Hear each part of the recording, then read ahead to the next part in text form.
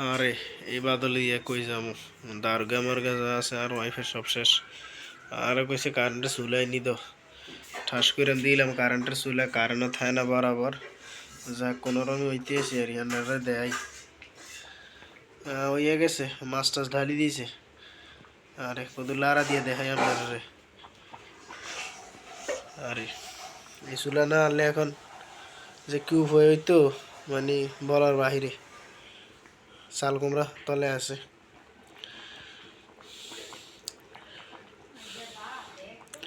মানে কারেন্টের চুলা অস্থিতির হইতেছে আর এর আগে আমি ভিডিও দিয়েছিলাম যে সঙ্গালা কারেন্টের চুলাটা আমি মানে অনলাইনে আনছিলাম।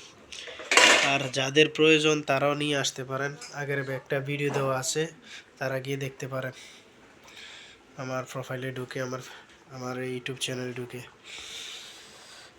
এই হলো আমাদের দেশের পরিস্থিতি। বন্যার মধ্যে কোথায় যাবো আমরা, বৃষ্টির মধ্যে কোথায় যাবো। এবং আবার বৃষ্টি আসবে যে নমুনা দেখা যাইতেছে, এই যে হালকা পড়তেছে, মানে বৃষ্টি আসা বন্ধ নাই। উঠানটা যায় 2 দিন শুকাইছে, এখন আবার শুরু হয়ে যায়। এই যে আমরা দেখাই,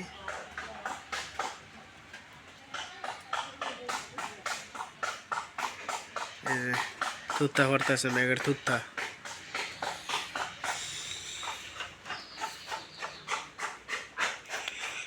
তো আজকে এখন পর্যন্ত আপনাদেরকে দেখাইলাম যে কিভাবে দিনকাল যাইতেছে। প্রবাস থেকে আসছি, ছুটিতে এই দিনকালে এরকম যাইতেছে আর।